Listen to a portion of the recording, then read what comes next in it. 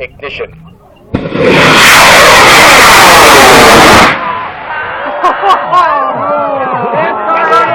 Your dog, isn't it, ladies and gentlemen? That's a rocket. A bomb exploded.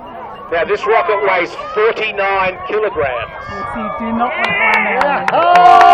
That's the size of its parachute.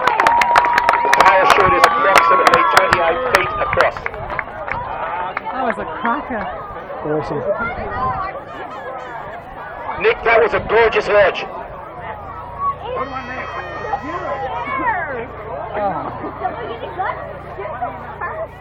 That is one mother freaking parachute. It's huge, isn't it?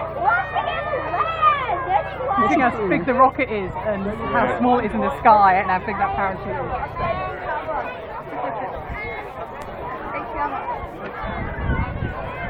Is that the wadding coming back? I don't know. Something's coming down by itself. Parachute bag. Oh, okay. That. Awesome. Amazing. You see, now I'm going to have to email Eric and tell him what he missed out on. Yeah, I told him to come and I told him what was going up. I hope you're going to upload that video. Yeah, it's incredible. It weighs, what, 50 kilos and it's just hanging. Makes you think how big that parachute's got to be there. He's got a big walk ahead of him.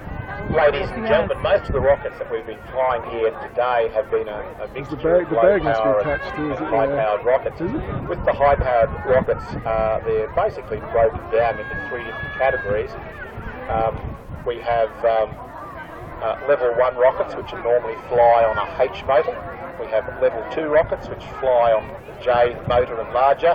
And we have level 3 rockets, which fly on It's not going to fall too far away, is it? That was No, it's not gonna do a that. level 3 rocket, which is Yeah, but it's flying gonna on land.